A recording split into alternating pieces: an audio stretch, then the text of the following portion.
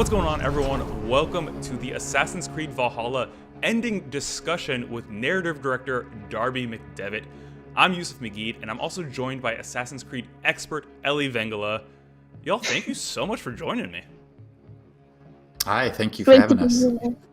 Yeah. So before we get started, I need to let everyone know watching this right now, if the title of this video wasn't enough of a giveaway, we are going into full spoilers for Assassin's Creed Valhalla. So if you haven't finished the game yet, or you don't want it spoiled for you, now is your chance to click away.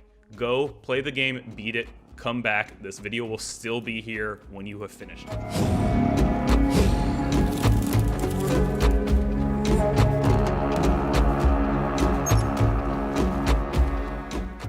So now that we've done introductions, I want to get into full spoiler territory here, and I want to start with the elephant in the room that as I like to think of it as, which is Basim replacing Layla. Darby, I gotta ask, when did this idea come up? When did you know you first wanted to do this? How did you figure out how this was going to happen? Ideas like this sort of come in fits and starts, and you build upon them. I remember very clearly being in a meeting, I think it was with Ash, the creative director, and Alain Mercier. He's the lead writer on Origins. We were kind of conceiving how the game would end, because we were trying to solve the problem that had been set up in Origins with, why is the world going to end again? Why is the planet in danger? And there were these messages in Origins that said, hey, this catastrophe is going to keep recurring if you don't deal with it. We were trying to come up with a reason why that would happen. And I remember we talked about the idea of, okay, what in Norse mythology, what would Yggdrasil actually be? Maybe it's a gigantic supercomputer simulation device. And I remember drawing a picture on a whiteboard saying, like, maybe this device like holds up a piece of the Earth's crust and it's like under the North Pole, or, pretty far north. And we know that from Assassin's Creed 2, there's a symbol on the map in the northern part of Norway. And we said, okay, that's where we could set it, right? That's the entrance, at least. And then I remember pitching this idea of, like, what if it was probably came from the AC movie, but what if this thing would be a tree that would come down and grab you and pull you up, and like all these humans hanging from it were like these weird fruit.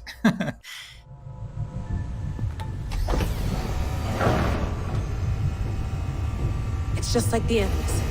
It's just like the Animus.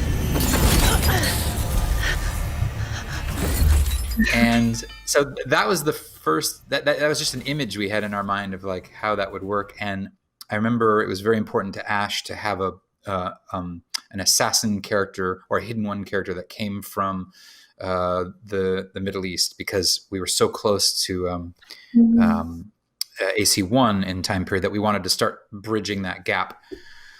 And then at a certain point, the ending of trapping Layla in there in this simulation and releasing Basim, that came pretty early. But there was a very last minute not last minute, but there was, later in production, I remember Ash said, why don't we switch to him as the modern day protagonist? And that became a kind of an interesting idea, because I think the original idea was, once Layla's gone, maybe you go back and you just play as Sean or Rebecca, and you get to choose. You can just swap back and forth between Sean and Rebecca and play as them, and that Basim would be sort of out in the world, mysterious. Okay, we can't wait to see what he does next. Is he a good guy or a bad guy? But I remember Ash said, no, let's actually play as him. That'll be intriguing. So we did that, and that's kind of where it landed. But the idea also came from, we have this staff from Odyssey, and so we wanted to try to link up what would you use that for. It heals, it rejuvenates, it kind of does these things. And so if we imagine that the machine that you're trapped in, you don't die if you're in it. It's through your neck, it's constantly feeding you nutrients and keeping you alive, even though he's been there for 1,000 years and he looks like a raisin.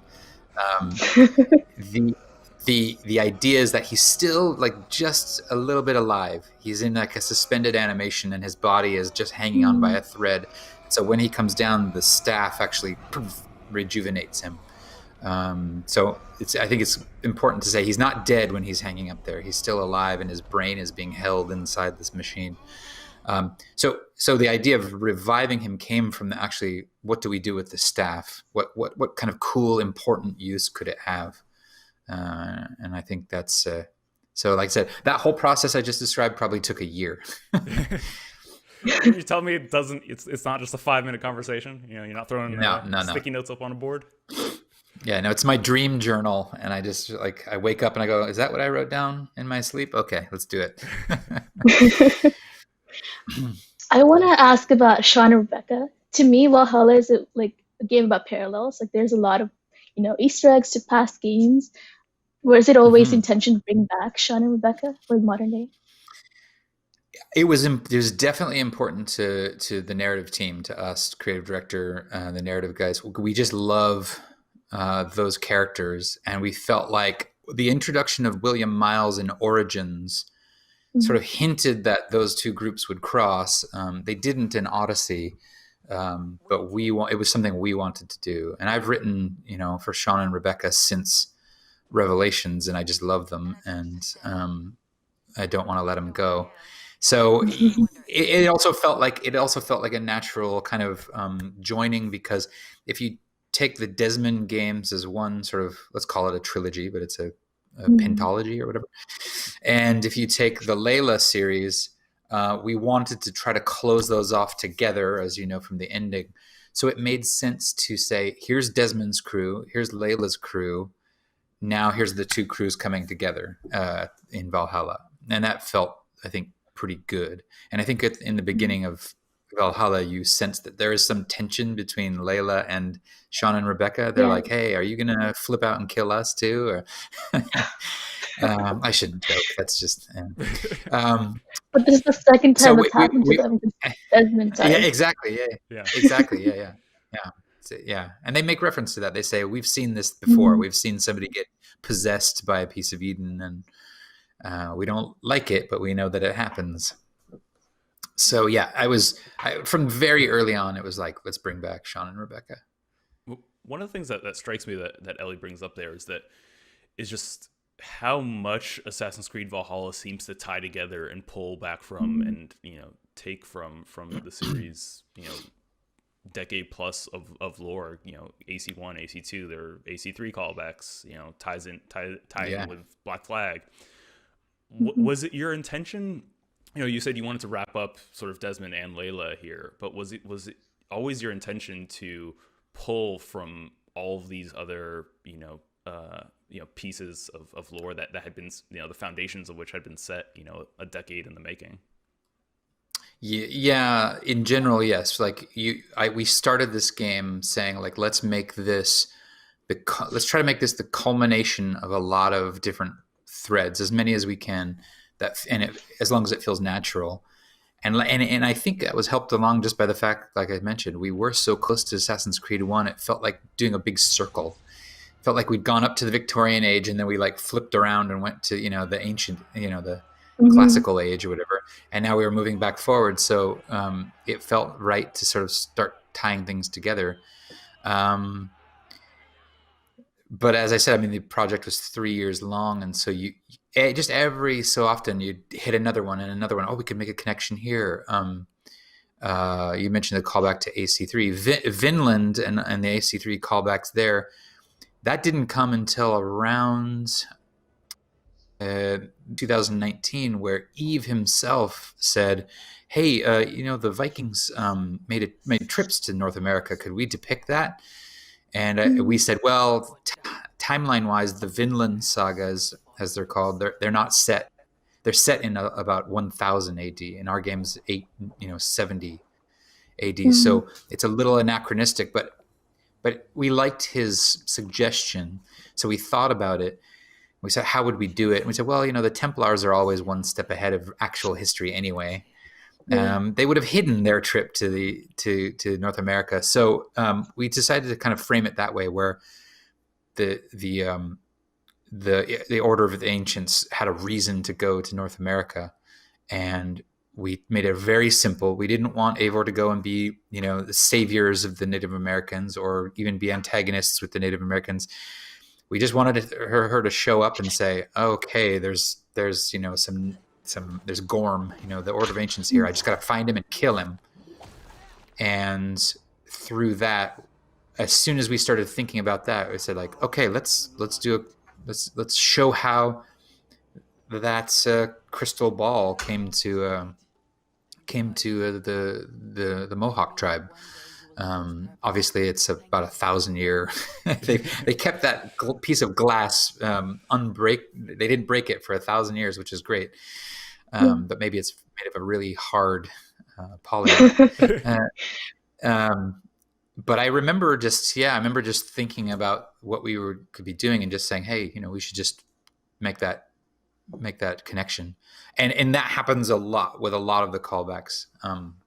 I'm blanking on a lot of them, but what tends to happen is you're just working on something and then, oh, hey, there's a moment here that was perfect for this. Just like the Ezio quote in Jotunheim, where Gunnlod's talking and she's saying, I've been trying to talk to the future and send messages to the future. Perhaps another day, another thread. Come. We must not keep father waiting. And she turns around and walks away, and then you hear Ezio go, who are you? Who are you? There's lots of little stuff like that in our game, and it came from setting a goal at the beginning. Let's tie things together as much as we can. All the cities in Assassin's Creed Valhalla are direct homages to the cities in AC1, down to the character you kill, the assassination setup. Everything. We did a one-to-one homage, and that's an idea that actually we had on that I pitched on Origins but never got made, because we were pitching Origins as kind of like a reboot, not a reboot, but a refreshing of the brand, and I thought it'd be fun to refresh the brand with an homage to AC1, but that didn't get done. But we revived the idea here, and it worked out well. That's actually really interesting, because I'm a huge fan of AC1. I played it when it first came out. It's what got me into the series. And so there's the three main cities in Valhalla are, Jorvik, London, and Wessex.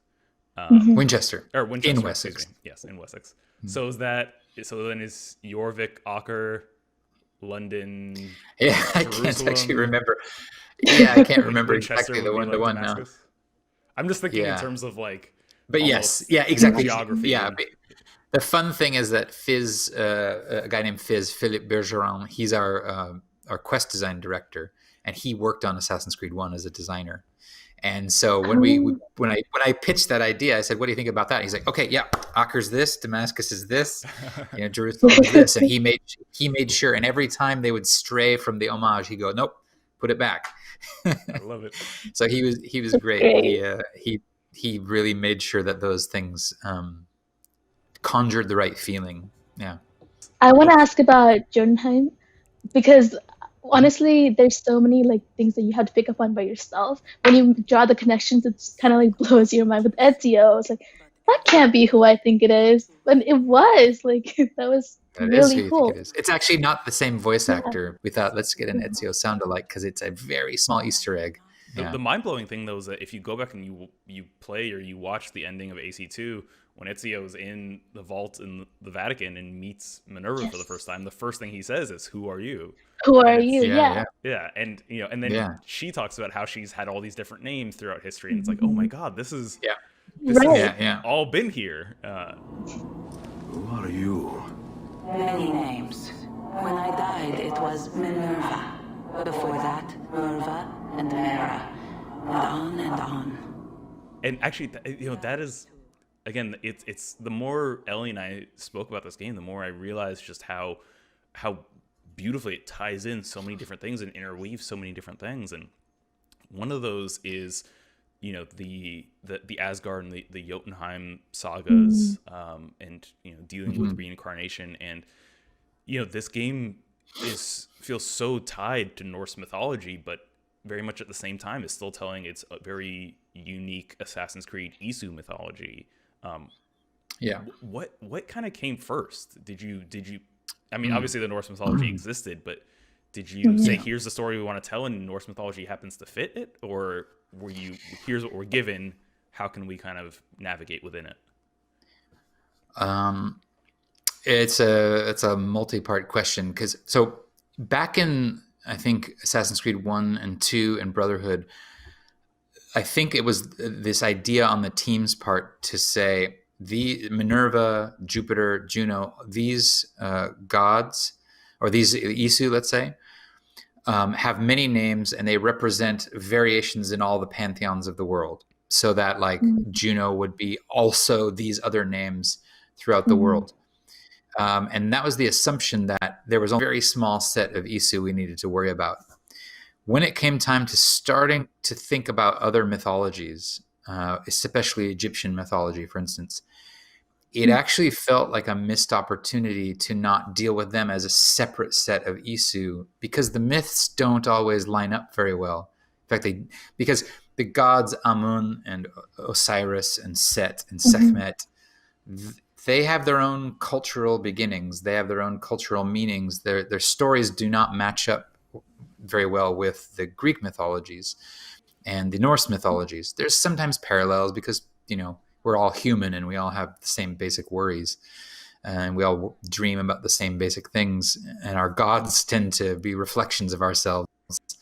But it started to feel restrictive to say that, let's say like Jupiter, to say Jupiter is also Amun and is also Odin, because what that does is it kind of mashes all the cultures into one big pile, and it prevents you from exploring new ideas. So explicitly for Origins, and then later in this game, we said let's say definitively that the Norse mythology represents a northern Isu clan, and that the Egyptian Isu are an African Isu clan, and they are different than the Capitoline triad, the Mediterranean Isu, let's say, the Greco-Roman, right? And that would allow us a much bigger place to play with. It would allow us to say like these stories happened up here and these stories happened down here,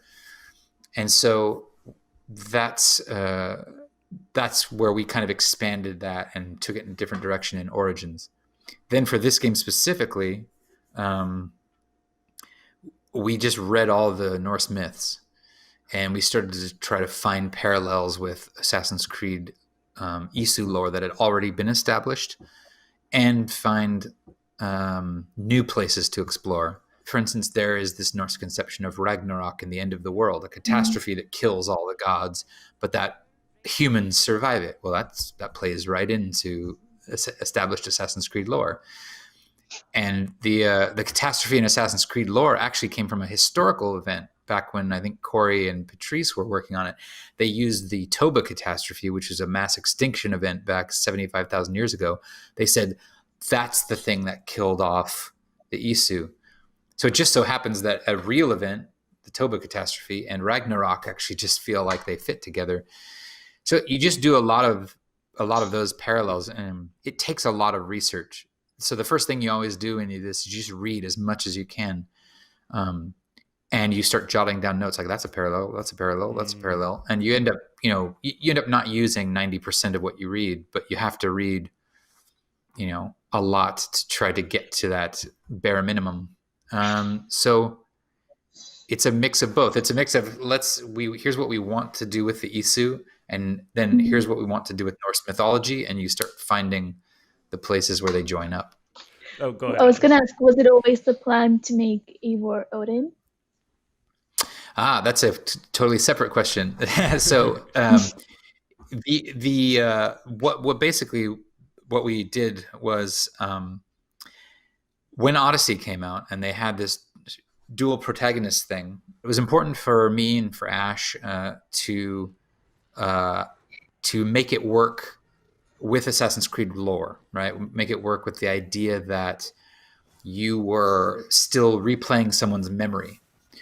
So the very first thing I did when I got on the project was pitch two different ideas for how we handle this. The first idea I pitched was we could do a dual protagonist thing where the protagonist is a male Viking, and the female protagonist, female version, is actually Layla projecting herself onto the avatar, which we kind of did in AC1, right? Ezio and Altair and Desmond look exactly the same, but we didn't do that for Ezio and Connor, right? Ezio looks a little different than Desmond, and Connor looks very different, right? So because of those early games, there was this idea developed that you could just project your own avatar. And I think there'd be a cool version of that where you could have now you could do it with Basim, for instance, where there's a female protagonist in the past, but Basim could project his face onto that because he doesn't want to, wear a mask. He wants to just be Basim. And there's a cool way that you could play with that, where if you were playing as Basim in the past or as Layla, he or she could comment on what she was seeing, and you could have like slightly different dialogue, or you're just playing the historical character. That was the first version I pitched. So an avatar projection or not, right? Then the second one I pitched was, or we could do a sage where you are the reincarnation of Aita. So you're a female Viking, but you are also the reincarnation of Aita, so you can switch to looking like Aita. And we could tell that story. Those were the two versions I pitched. And I think Ash thought about it for a while, and he had been reading a lot of Norse mythology, and he was really taken with the character of Odin and Loki especially. And so he came back with a kind of a counter proposal, like, let's do the sage idea, but let's make Eivor the reincarnation of Odin. Because Odin is this perfect sort of mix between a leader, but also a wandering spirit and a lone wolf. And so we all kind of were like, okay, that's a good way to do it. And who wouldn't want to like realize they were playing the reincarnation of Odin? That's kind of cool as well. And then that actually helped build the personality of Eivor. Somebody who's like right between like, I want all this glory for myself. I'm a badass warrior. No one tells me what to do. But I also love my people. I love my clan. I love my brother. I love my family. And trying to navigate this sort of devil and angel on your shoulder. Another reference we use is Fight Club, right? Where there's Edward Norton and Brad Pitt, but they're the same character, just split into two. So Fight Club was kind of a fun reference. That's right. Odin's Tyler Durden. Perfect. Just not as in good shape. And you do have your Fight Club at the end where you fight yourself. Oh my God. And so that's where that came from, and that actually happened very fast. When I first proposed those two versions of it, I think we came to a decision within weeks, or about what direction we'd go, and then so it was from mid 2018. It was like, okay, Eivor is Odin reincarnated. And at the same time, because sages were introduced in Black Flag, but yeah, you said that Eivor and Odin being reincarnated was something that came relatively early, but that's just the tip of the iceberg in terms of the reincarnation list. Sigurd is Tyr reincarnated. Svala is Freya. Basim is Loki. Not to mention that Minerva and Gunleder, Juno and Hirokin, Alethea and Angerboda, Jupiter, Susinger, and then Halfdan and Thor. Like there's so many parallels. Like how did those trickle down from Eivor and Odin? Yeah, because once we decided that Eivor was Odin, we thought, okay, well, why would that have happened? And then we thought, like, okay, well, then we should maybe there's more of them, and maybe they, especially because Odin was always trying to look for a way to survive Ragnarok in the myths. We thought, well, let's keep going with that. Let's make the assassin character Loki reborn. Let's make it just that kind of grew naturally, and we ended up doing 9 because 9 is an important number for the Norse myths. The number 9 recurs all the time. There's 9 myth worlds, and things happen 9 times all the time. And so we just said, okay, we're going to do 9. And so we picked them, and we've hidden quite a few. There's some that we haven't even named yet. They're just like out there dropped into the water for people to figure out. So like Faravid is one, but we've never named who that is. And Halfdan is Thor. Yeah. One of my favorite voice actors on the game, Jeppe Beck Larsen. He was amazing. He's a huge Assassin's Creed fan, and so when we brought him in, he was so happy to just sink his teeth into this. But he did a great job. And yeah, so that idea grew out of the original sort of desire to say Odin and Eivor are one and the same. Yeah. And it really helped, inform how the story unfolds too. Halfdan was the one that Ellie actually pointed out to me, and I was like, oh my God, of course, that all the hammer shots that they were showing. And, like, how did I not make that connection? He has like a little he's like, throw me my hammer. I wanted to talk about how both Odin and Eivor's story kind of starts the prophecy, and then we see how they respond to it kind of changes the entire story. So like I said, like a game about parallels. It's really interesting. Yeah. And what's interesting about the idea of prophecy in our game is that Assassin's Creed is not a magic fantasy game. It's a science fiction / historical game. So the idea of somebody seeing a prophecy is not, it doesn't make sense. But what's really great is that Eivor is actually not seeing any prophecies. She's seeing things that have already happened. She's seeing Odin's memories. So she's interpreting it. It's like, oh my God, this is going to happen, when she doesn't actually realize it already did happen. And I mean, to go take a deep dive, for instance, like when Folke captures Sigurd, and he starts, if you read her notes, her torture notes in her sanctum that we call it, at the minute that Sigurd screams out, I am the Lord of Justice, she knows, oh, that's Tyr. That's like Tyr from the mythology. Maybe I'll cut off his arm because that will trigger his old trauma. So even that is not a prophecy. It's like a self-fulfilling prophecy. She's realizing that he's Tyr, and she knows that Tyr lost his arm in the mythology. So she's going to do it again to trigger his memory. And it does. And it works, because when he comes back, he's all like, I'm Tyr, woo. Oh my God. Well, and that's the thing that I've been going back and sort of replaying parts of the game and just seeing how early all the clues are there. I'm very happy that I think I remember having this distinct feeling that this game would be really fun to play a second time, because we drop things everywhere the whole way through. Yeah, So tell me. Well, right when you, obviously the first kind of most obvious one, I think, was when Eivor first goes to Volka's hut and has a vision and sees Sigurd with his arm, cut off, and Sigurd, calls her Javi, and you're kind of very confused, and then you see the giant, Fenrir off the mountainside, and it's and you even see Svala sitting there.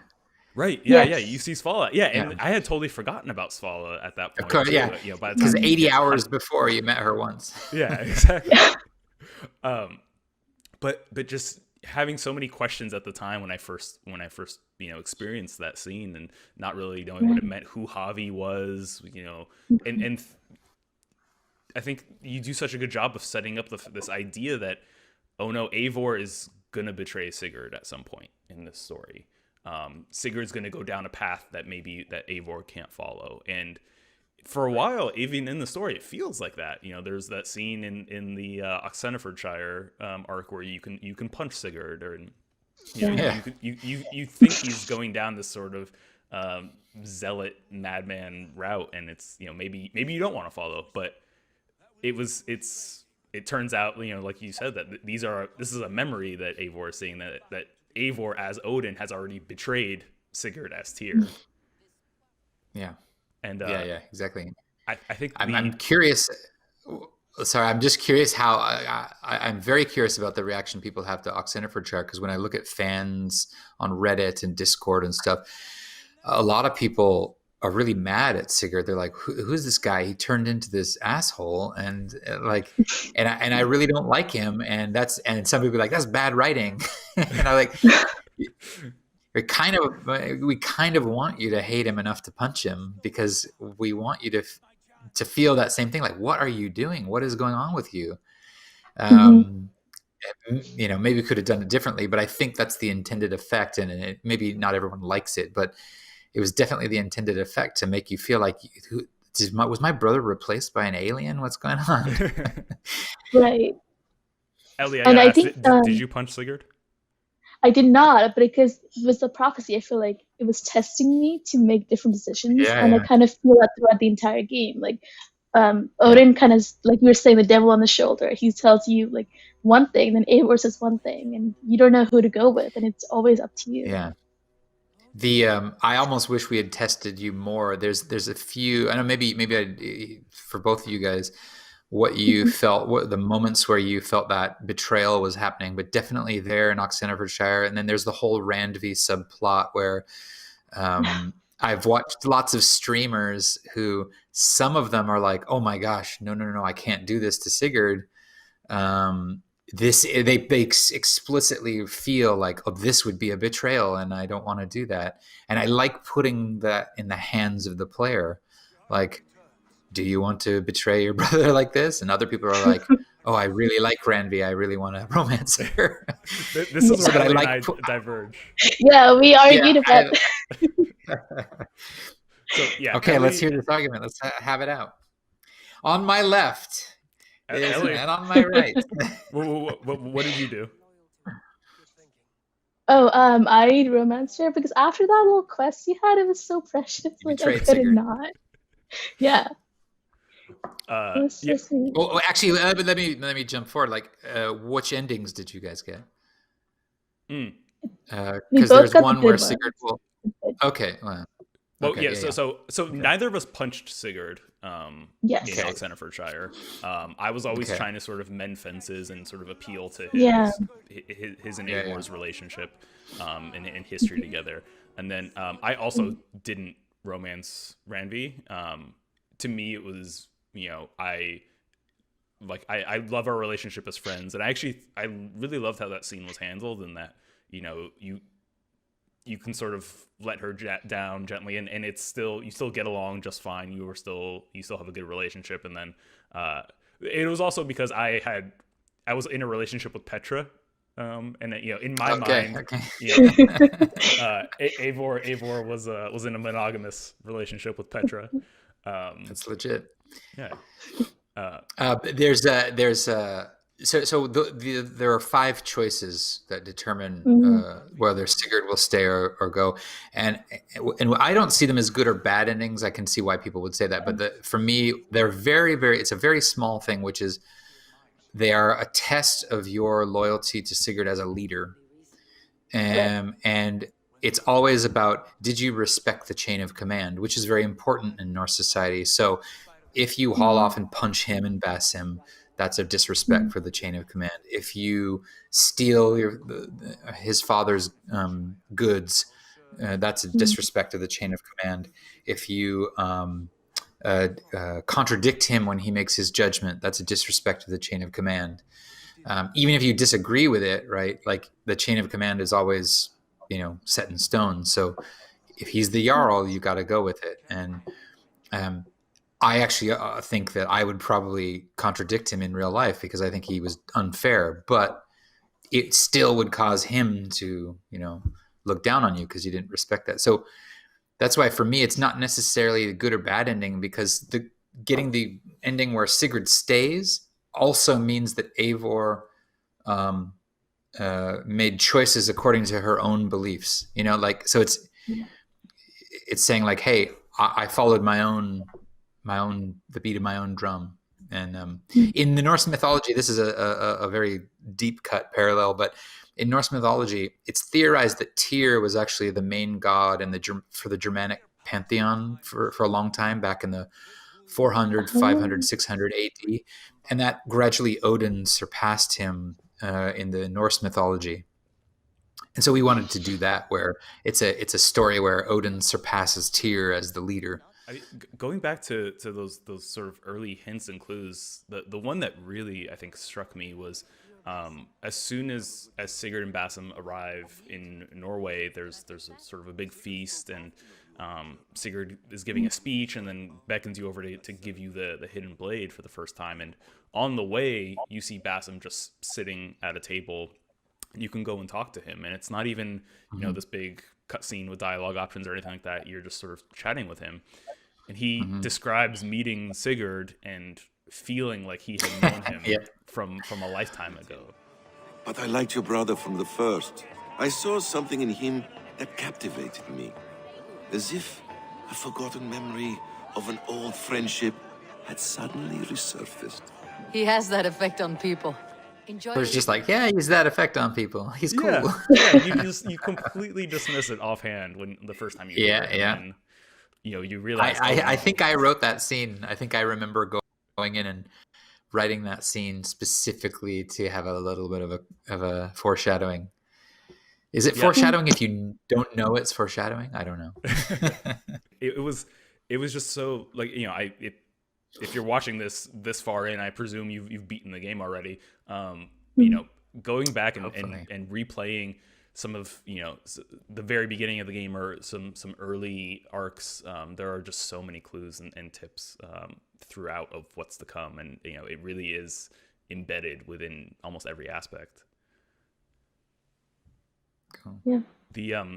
The scene that I think to me stands out quite a bit is in Kent when Eivor and Basim are looking for Sigurd, and they have the campfire scene. Children, they bewilder you. They can cause you so much worry, fill you with joy, even stop your heart. And if you're lucky, they replace you. That was the real, this was the first real clue I think I was able to take away, or at least look back on, even to say that, oh, Basim is Loki reincarnated, and this is who he's talking about when he's talking about his son and losing a son and someone close to him, and only the people closest to you can hurt you the most. What was the genesis for that scene like? How did you come about that? The idea of the prophecy came actually late, not late, but a little later than most other things. I think originally the idea was that Eivor was going to get a prophecy that she would not enter Valhalla. Like, no matter what she did on Earth, she would never get to sort of heaven, right? And we actually worked with that for a while. But what was sort of unsatisfying about that was that if you get a prophecy that something's not going to happen, then it's hard to see what you do in life to make it happen. Like, what do I do? Kill more people and see if they let me in? I'm not sure how to fix that, right? So it took a while, but we twisted it into something that was way more actionable and more human, which was, you will get all the glory you seek, but you will betray your brother in the process. Now that's something that I think people can relate to, but it's also something you can worry about as the game goes on. You're like, oh, am I betraying him right now? Ooh, I just ate his, I just drank from his mead. Is that a betrayal? And so when that came together, then telling the Loki Odin story, but hiding it behind this Basim story, it made it so that we could also refer to, because Eivor in that scene is like, she's like, man, my brother, if it weren't for him, I wouldn't be here. He's the most important thing to me. And that lets Basim start talking about who is important in his life. And so, yeah, I think we wrote that scene kind of halfway through production, but I think all the pieces were in place. So it made writing that scene very easy, because we knew exactly what it had to do. And also it was the first moment where Eivor and Basim really get to sit down and talk it out after Sigurd's been, gone off the rails. Because Eivor and Basim are kind of friendly, but they don't hang out up until Oxenfordshire. And then Eivor's like, what's he whispering into Sigurd's ear? So it gets a bit suspicious. And now we flip it around and say Eivor is now like, you know what, Bassem's all right. He actually really likes Sigurd. He wants the best for him. So that's like a let your guard down moment after Bassem has proved himself. Yeah, I mean, it was definitely, I felt like a very humanizing moment for Bassem, and it did make you feel like you could trust him. Of oh man, this man lost his son. Someone very close to him, took his son from him, and his whole family.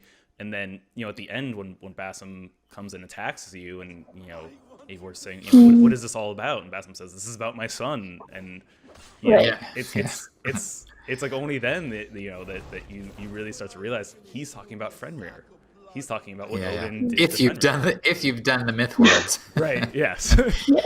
Yeah. What is this about? Son, Eivor! This is about my son!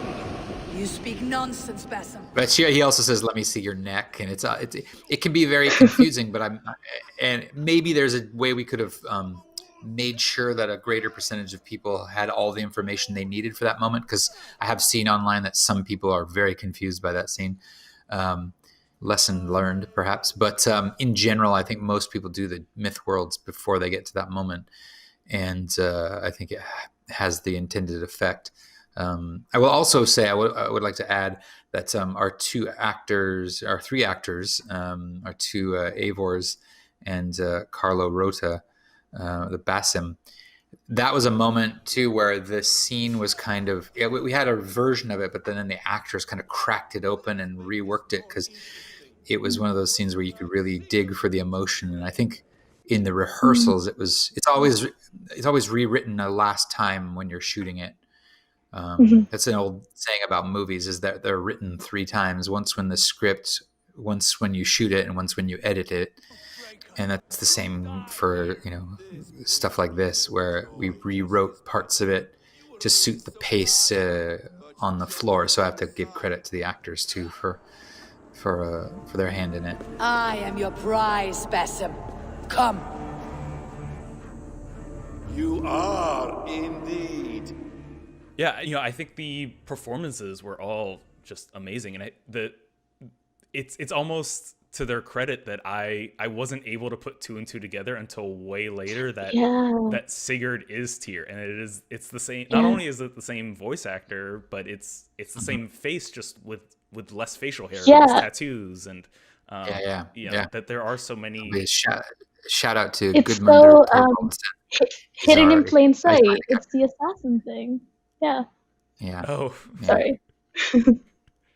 So no, I was just giving a shout out to the actor for Sigurd, Gudmundur Thorvaldsson. He's an Icelandic actor. He's pretty awesome, and this was his first video game, and now he's probably playing the game right now with his son.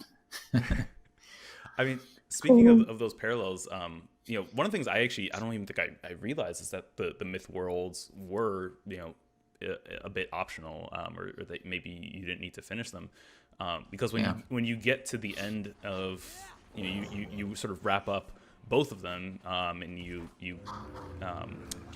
sort of capture Fenrir, you're given this scene of Ragnarok and seeing seeing all of the Isu, or the gods in this case, drink of the mead, and go into the life tree and be reborn from the life tree, and march off into Ragnarok.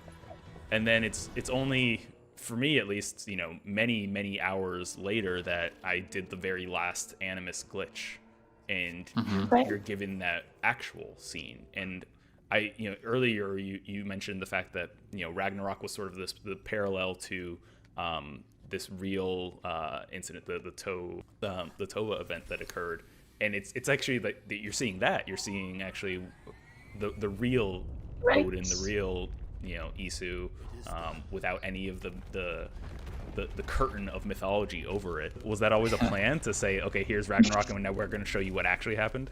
So yeah, we always knew that the mythological worlds would have to be Isu history covered, as you say, by a curtain of mythology. We always knew that. Then I think the animus anomalies were an idea that we talked about also in Origins.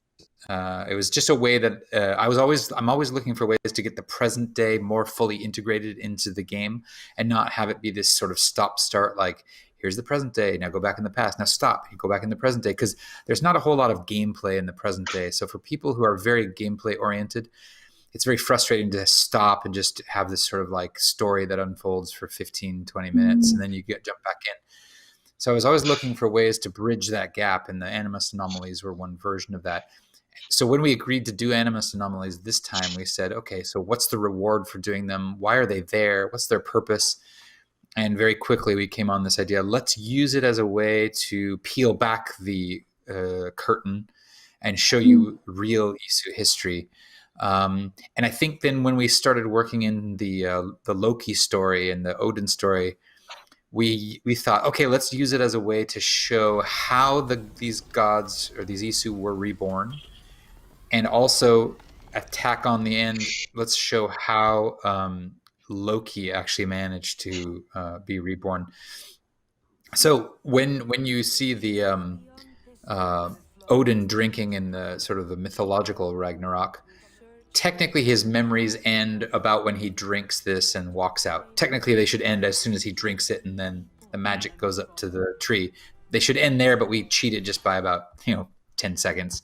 He walks out the door and disappears, and that's then because the animus anomaly video is actually from Loki's memories. Now you can actually see how Loki, you can actually go beyond the point where they all walk out the door, because it's Loki's memories he's putting in there. He spied on all of this and he watched it all happen because he sneaks in.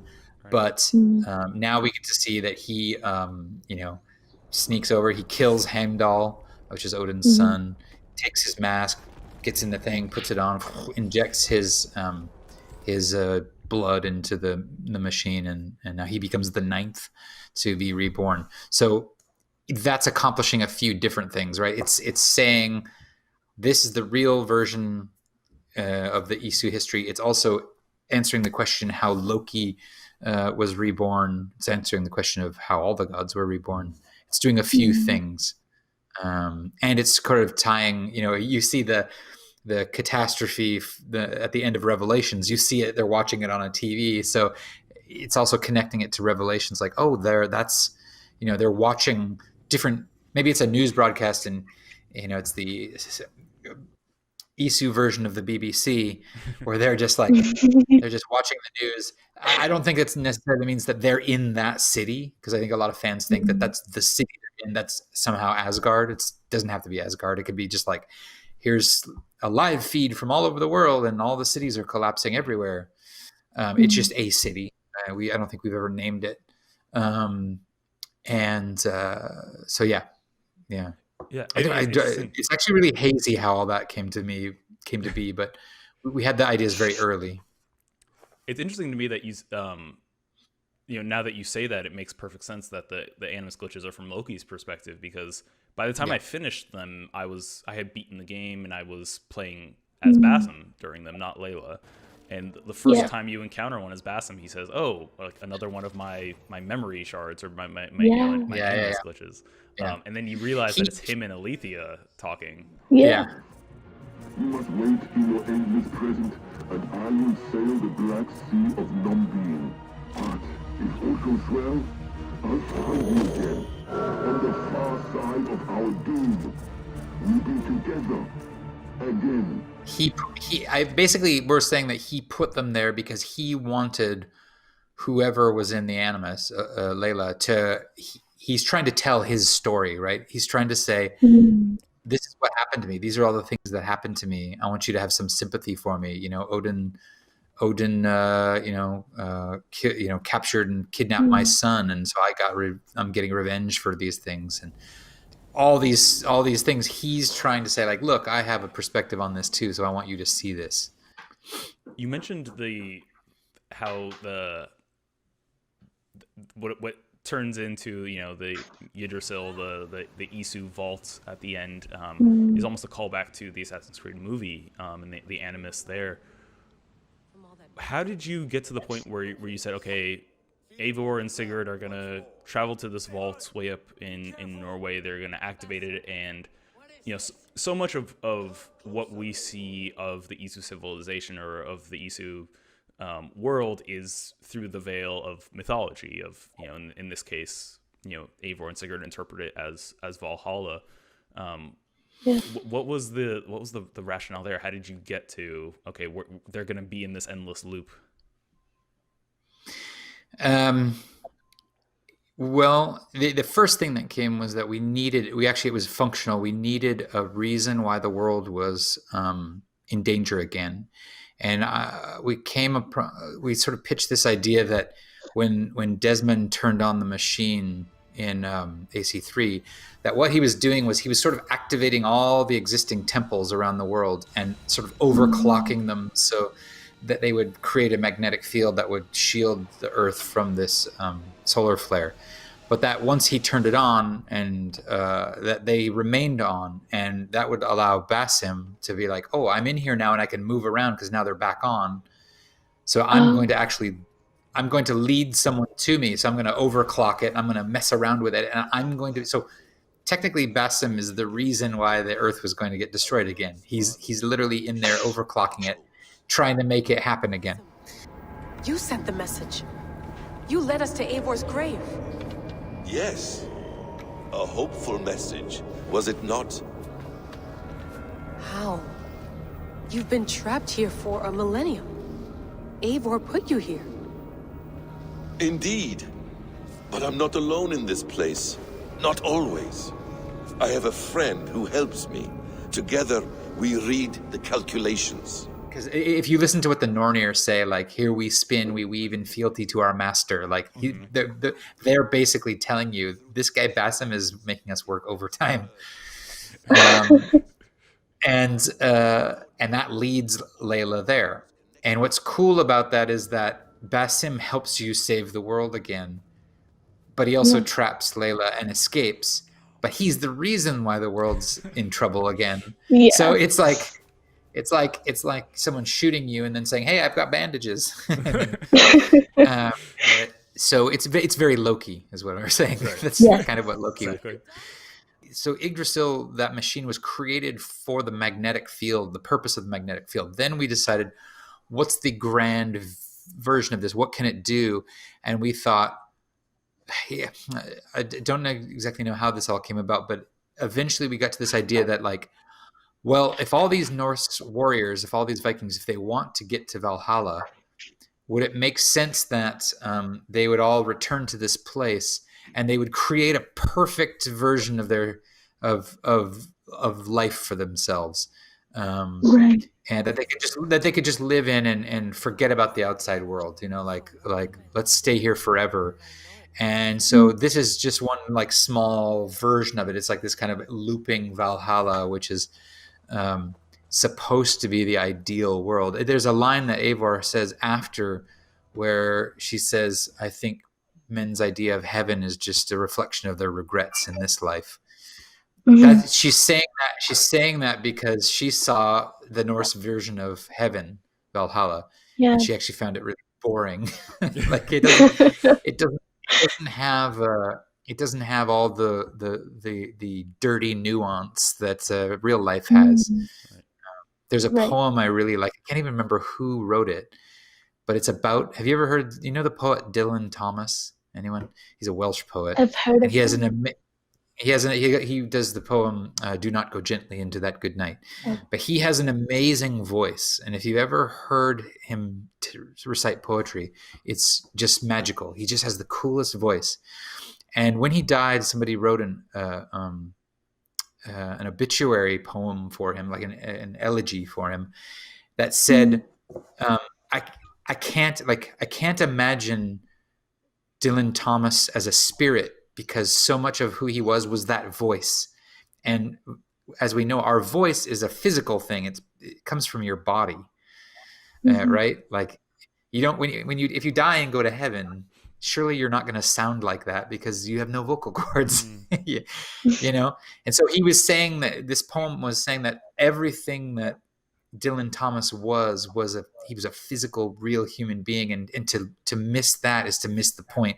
And so I was thinking about that when we were thinking about Valhalla. Is like, okay, you go into Valhalla, you get the perfect version of what your heaven is, but as soon as you're faced with that perfect version, you realize that life is better. Real life is better because it's imperfect, because it's messy, and friendships are hard, and love is hard, and you don't always get what you want. And so I think there was this idea that Sigurd goes there and he's like, okay, let's start the Valhalla program so I can just go to Valhalla and pew. I'm sure there's lots of programs in, like, this is, I think, maybe something people have missed, but that simulation device is probably capable of simulating anything. Like you feed a future calculation into it, say, okay, give me New York 2012. Okay, that's how they found Desmond. Maybe that's one of the places that they were searching and reading, calculating. Maybe they were getting in there like the Matrix and like walking around looking for things. But that simulation device is not just Valhalla. It's like everything. It can do everything. It can recreate any calculation you feed to it. But for these Norse people who want to go to Valhalla, Sigurd is just like, Valhalla, run the Valhalla program. I'm going there, and I'm going to live there forever, and it's going to be amazing. And maybe Svala had actually started it, and he was just like spawning into it, because she's already there. She's getting old, and she's like, okay, I'm about to die, so why don't I just go there and carry on from that point? I think Svala is actually the only one who used that in the right way. It's like, live your life now, and when you're almost at the end, go jump in the machine, and then you can live forever. What do you think? So, I mean, Svala, I think Svala, like you said, she knows that their life is coming to an end, and this is the only sort of way to preserve it. And then, to a certain extent, it seems like this is, what Sigurd wants, and that he's content, and it's only Eivor that sort of breaks him out of it. What is it in Eivor that allows her to kind of see through this Well, I mean, I think it's her father, right? Like she's like, hold on, I see my father, but my father was a coward, and yet somehow he got let in here. Like, what's going on? Are the rules not what we actually thought they were? And then Svala says, hey, look, there's all your friends. They're here too. And he's like, no, but none of those people are dead. Like, what's going on? So I think that just the artificial quality of it begins to dawn on her. I don't think she has any clue what it actually is. I think she fully accepts that she is she's like inhabited by Odin, but maybe by the end she still doesn't fully understand the first Civ, right? She's just getting glimpses of it. But I think by the end she knows that she's somehow connected to Odin, and that she has his memories. I'm not sure. It's up for debate. It was kind of heartbreaking for me when I did the Hamptonshire arc after I got the Sigurd ending, and at the end, after when she's burying her friends, she's like, I don't think there's anything else after this. And is it Halfdan who says, you have to do that. We don't let you do the Hamptonshire until you do the Sigurd ending. So specifically for that reason, because her whole attitude has changed now. Yeah. I thought the Hamptonshire arc was, I mean, that and a little bit of hunting down the rest of the Order of the Ancients was such like a great sort of end cap to everything, and rounding things out, just because dealing with Alfred and being tricked by him, and then eventually tracking him down, and realizing that he didn't want any of this, that he didn't he kind of inherited this title as and wants to move away from it because it doesn't follow God. What's really fun about that is because I've always been interested in trying to position the Assassin Templar conflict in line with what's happening historically in the world, right? And the early Dark Ages is the rise of Christianity as well, and the rise of Islam a little bit later, right? So there's this huge shift between, let's say, 300 and 800 AD, where all the polytheistic religions are going away and the monotheistic religions are coming in. And I wanted to sort of show that there was that shift in the Assassins and Templar conflict as well. So yeah, that's where that came from. Yeah, and I think it's funny because when Basim comes to the present day, he says, we're not hidden ones anymore. We're assassins, and they explain to him. Yeah, it came from the term for grass. And, yeah, but there's kind of the hints or the strong insinuation that Alfred is the one who dissolves the Order of the Ancients and brings them into the Templar Order. Yep. And so I thought it was kind of a really exciting revelation that Valhalla's we've had the origin of the Hidden Ones and the Order of the Ancients told before, but this is in a way almost felt like the origin of the Assassins and the Templars. Like we're actually starting to see that now. Yeah. I actually hint. I haven't actually decided this. It's not fully set in stone. Maybe a future game would explore it. But there's a part of me that thinks that the Assassins don't need to change that, or the Hidden Ones don't need to change that much to become the Assassins. For me, so I hint in a piece of writing on that Sean writes. What he implies is that maybe because the term Hashashin is actually a pejorative. It's like there was this the Assassins were a historical group in Persia, and they were called the Hashashin by people who didn't like them. They were like, you guys are a bunch of hash smokers. Like, you guys are crazy, and you get high and you go kill people. And so there's a precedent for whenever like groups, whenever people lob insults at a group, that you will take on that insult as your own, and you will turn it into your own.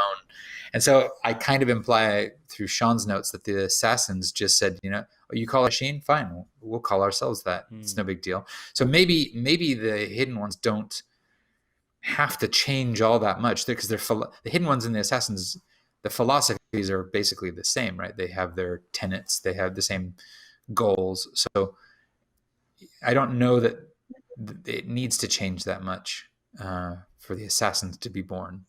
But the Templars and the Order of the Ancients, we make a very clear distinction in Valhalla about how they're different and how they're the same. I love that you mentioned the notes that Sean writes in the cabin too, because one of my favorite ones of those was the sort of the realization that Hytham is one of the first assassins ever, and that perhaps Edward was looking through the assassin archives and came across the name, and that's why he named his son. And then the kind of the genesis of that's my little contribution, because I obviously love Edward and I love Assassin's Creed 4, and I wanted to make some reference to it. There didn't seem to be too many opportunities, but then I remember specifically when we had the idea of Basim, and we had the idea that he had an apprentice, but we were looking for the apprentice's name, and one day I just go, his name should be Hytham. And we spelled it differently for just the stretching of time and space and geography and different languages. But I was like, oh yeah. So I just pitched that, and Ash and Alan were like, yeah, okay, let's do it. It made sense. Yeah, it's a super cool Easter egg. There's so many little fun callbacks and realizations for fans of the series, and people who have invested so much time into things, that there's so much to get out of Valhalla. Right, and it doesn't always outright say them, like with the reader that really comes across. Yeah. I think it's very, very. That's the most fun about Assassin's Creed as a brand, is that.